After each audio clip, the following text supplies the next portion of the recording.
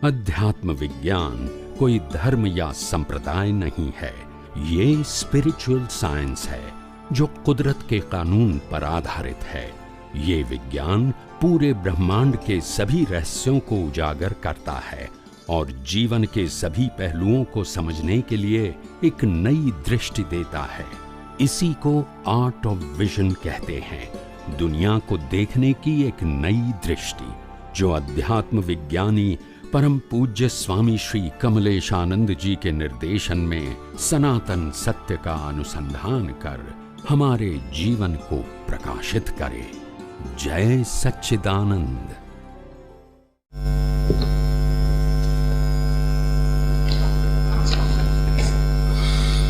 પછી આગળ મન વચન કાયા એ કુદરતી કાનૂનથી ચાલે છે। એટલે શું કુદરતી કાનૂન એટલે કયા કાનૂન? જેમ કે કુદરતી કાનૂન એટલે આ કર્મનો સિદ્ધાંત, થિયરી ઓફ રિબર્થ, એવા જ્યાં જ્યાં હું બોલું છું મન વચન કાયા પર છે અને પરાધીન છે, એમ મન વચન કાયા એ કર્મ ભોગવવાનું સાધન માત્ર છે, એ પુરુષાર્થ કરવાનું સાધન ન હોય। આ કુદરતી કાનૂન છે। કોઈ વ્યક્તિ મન વચન કાયાથી સ્વતંત્ર રીતે વર્તવાનું સામર્થ્ય ધરાવતું નથી। કોઈ એમ કે હું કરું છું તો એનો અહંકાર છે, અજ્ઞાનનો અહંકાર। ખ્યાલ આવી ગયો? વાસ્તવમાં કરી શકતો કુદરત જેમ ચલાવે એમ જ એને ચાલવું પડે છે।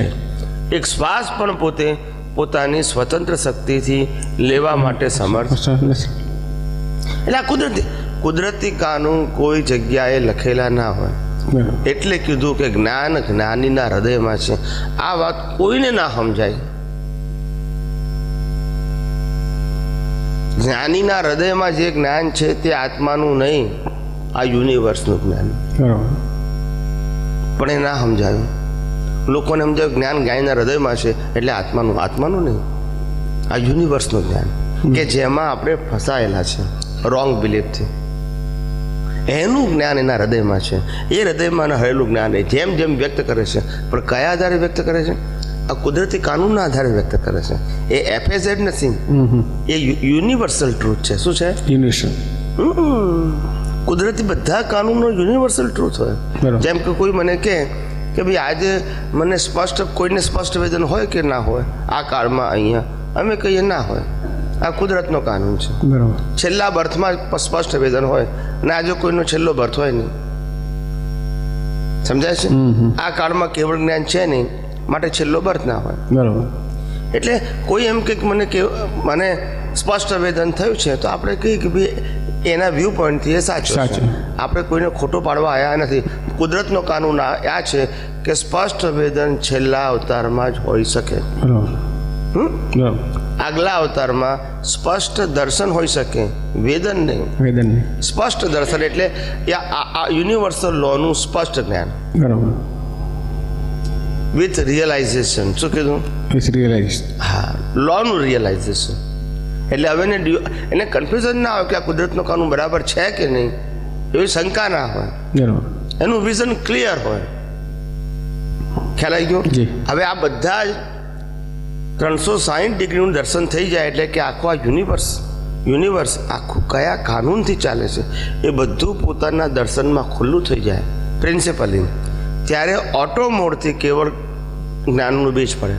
ઓટો મોડ એને કરવો ના પડે, થઈ જાય ભાવ। ત્યારથી માંડીને રીબર્થ થવો એટલે માતાના ગર્ભમાંથી સ્પષ્ટ વેદન, કેવળ જ્ઞાન થવું, નિર્વાણ જવું અને મોક્ષ જવું, આ બધું ઓટો મોડ છે। કેવું છે? Auto mode. પછી પુરુષાર્થ જ નથી, પણ આ બધા નેચરલ લો છે, નેચરલ કુદરત। હા, હવે કોઈ કેવું નથી માનતું તો ના માની શકે ભાઈ ને, એમાં કઈ જરૂર નથી કે માનવું, બરાબર, પણ કાનૂન બદલાવાનો નથી। આજે નહીં તો કાલે તારે આગળ વધવું હોય તો આ વાતને સ્વીકારવી પડશે, કારણ કે આ કાનૂન કોઈ વ્યક્તિનો નથી। આજે કોઈ પણ એક કાસ્ટ વાળો એમ કે, દાખલા તરીકે મુસલમાન એમ કે અમે પુનર્જન્મ નથી માનતા તો ના થાય, થવાના જ છે, કુદરતનો કાનૂન। ક્રિશ્ચિયન એમ કે અમે કર્મના સિદ્ધાંત નથી માનતા તો કર્મ ના બંધાય? બંધાય। એ તો યુનિવર્સલ લો, એ યુનિવર્સલ લો તમારી બિલીફ ઉપર કામ કરતો નથી। તમે માનો યા ના માનો, એનો કાનૂન તો લાગુ પડવાનો જ છે। એવી રીતે બધા કાનૂન છે। સમજાય છે?